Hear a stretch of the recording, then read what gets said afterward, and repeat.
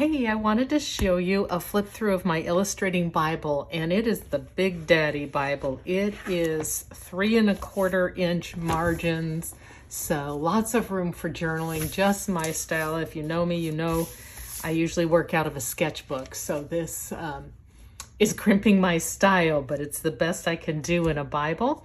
And I started out by doing Genesis 1, and this is done with I laid a bowl down here and drew a semicircle there.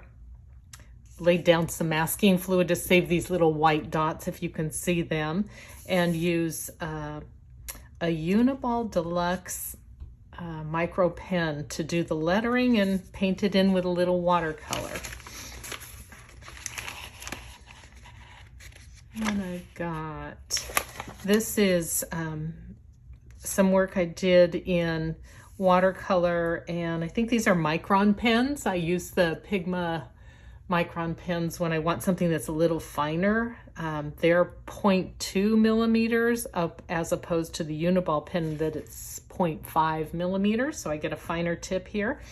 And I did just like a summary of Abraham's willingness to sacrifice his son Isaac, and I Googled how to draw a banner for this and did some watercolor and just highlights from some of these key verses. God tested. That tells me God tests us. Now I know that you fear God, since you have not withheld, because Abraham did not withhold his son, and the Lord will provide because you have obeyed my voice. And just some highlights of those verses. Next, we have in Genesis 50, when Joseph had his brothers sold him into slavery, but he forgave them, and he recognized in his deep spiritual insight that his brothers meant it for evil, but God meant it for good. And so I just made note too that God allows circumstances for the benefit of others and for his glory. And we need to see difficult situations and circumstances as Joseph did. Okay, these are just a couple of verses that I wrote out. This one, let's see, they're both in Exodus, and this is Exodus 2. Verse 24, I have indeed seen the misery of my people. I have heard them crying out. I am concerned about their suffering, so I have come down to rescue them. And I first painted and used a micron pen to draw some heart dots, if you can see those, in watercolor. And then I went over the whole thing with a light layer of white gesso. Maybe it was even white acrylic paint watered down. I think that's what it was. And just lightly went over it to mute it a bit so that the letters would stand out better. And I used my Uniball Deluxe pen to do this and just kind of colored in the downstrokes of each letter and then highlighted them with a white jelly roll pen, a Sakura jelly roll pen. And on this one over here, I used distress oxide to do the background and a stencil to create these crackly lines, and then I used my Uniball Deluxe micro pen to write out the verse.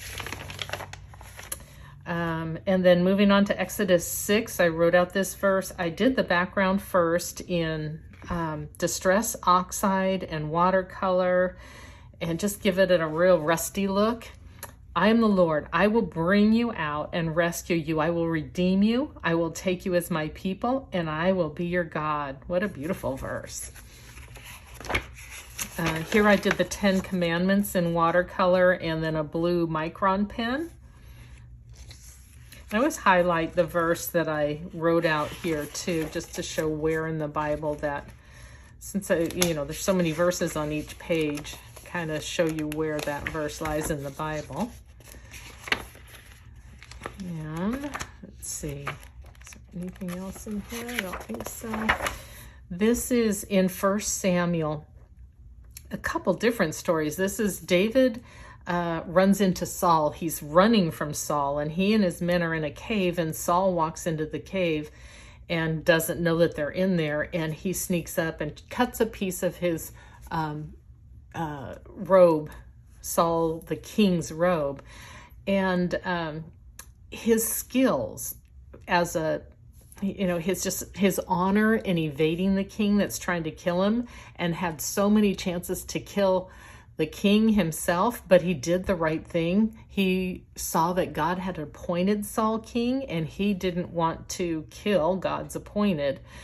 So, but he used great skill in evading him, and he was a great warrior until he became king. And this whole time, Christine Kane actually had a beautiful talk about how David was developed in the wilderness. From the day he was anointed as a child, he faced so much adversity, and God was developing him so that he would be such a wise and respected king.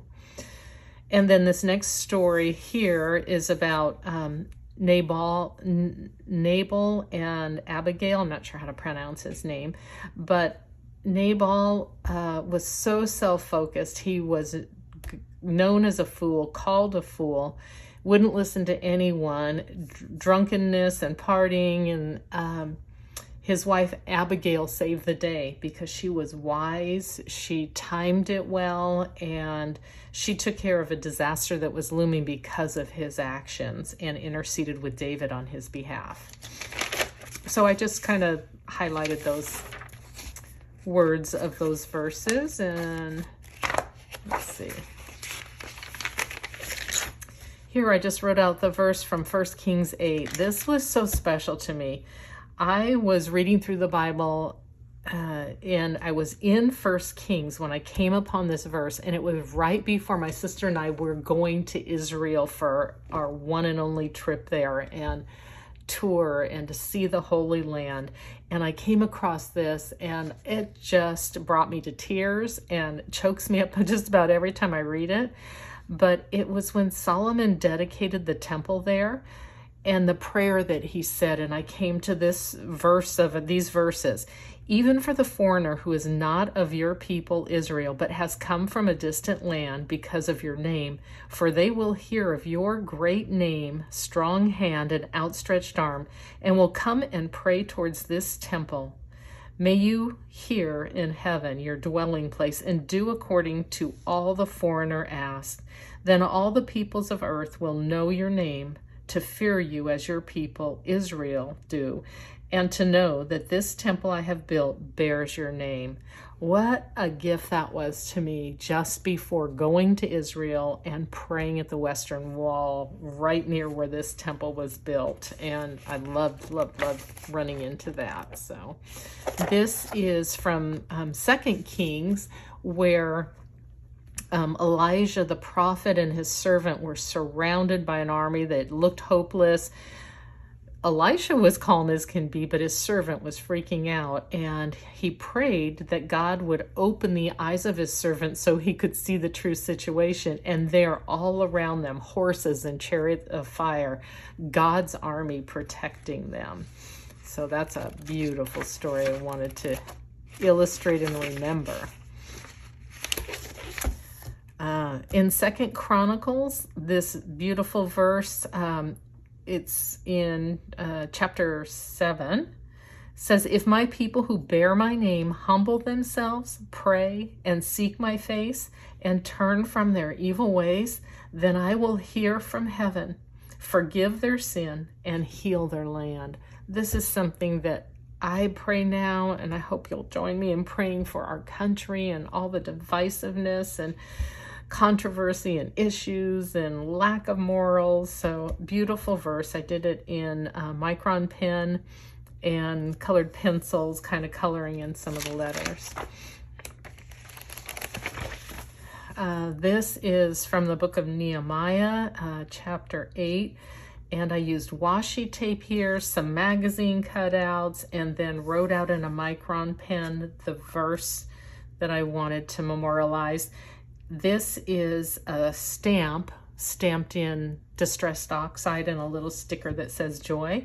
And the verse says, go and eat what is rich, drink what is sweet, and send portions to those who have nothing prepared, since today is holy to our Lord. Do not grieve, because the joy of the Lord is our strength.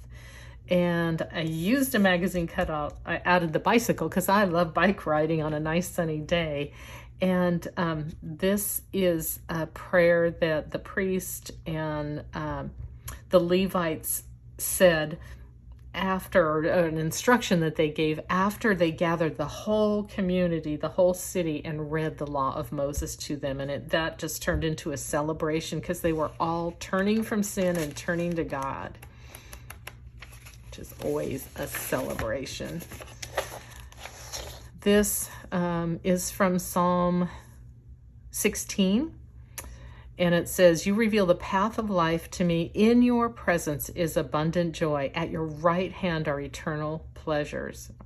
So I put washi tape down here and wrote out the word joy in bubble letters in pencil, just right over it. And then I watercolored it and took the washi tape off and put the rest of the verse here and colored it a different color. And it just is joy in your presence, a reminder where that joy comes from.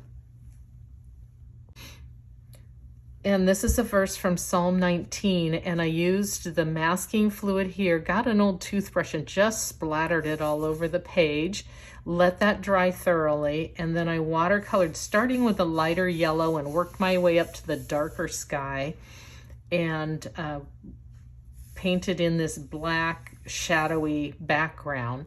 When all that dried, I rubbed off the masking fluid. It's rubbery, so it just rubs right off, and it exposed all this white area to represent the stars in the sky. And I Googled how to draw a banner, which I do every time I draw a banner. I get confused. So I wrote the verse out and kind of highlighted some keywords in these banners. The heavens declare the glory of God, and the expanse proclaims the work of his hands. With this one, I used watercolor. Washi taped off different areas. No, actually, I didn't use washing tape. I used a big ruler and I drew out lines crisscrossing, and then I started painting them in different colors with watercolor. And then I had taped off with washi tape the verse, written out the verse, put tape over it, so that as I did the background, I was leaving these areas white. And then when all the watercolor dried thoroughly, I took some ink and some round caps and just dipped them in to create these circles here and there. When all that dried, I took off the washi tape and went over the verse in pen and doodled everywhere to kind of separate the different colors. I know what this is. This is Be Still and Know That I Am God, from Psalm 46:10. Just a simple, beautiful, and it's in watercolor and blue micron pen. From Psalm 71, I painted a blue and green earth here, and then streaks of bright yellow representing the light of the world, Jesus. And it's Psalm 71. God, you have taught me from my youth, and I still proclaim your wondrous works. Even while I am old and gray, God, do not abandon me, while I proclaim your power to another generation, your strength to all who are to come. Your righteousness reaches the heights, God. You who have done great things, God, who is like you? You caused me to experience many troubles and misfortunes, but you will revive me again, even from the depths of the earth.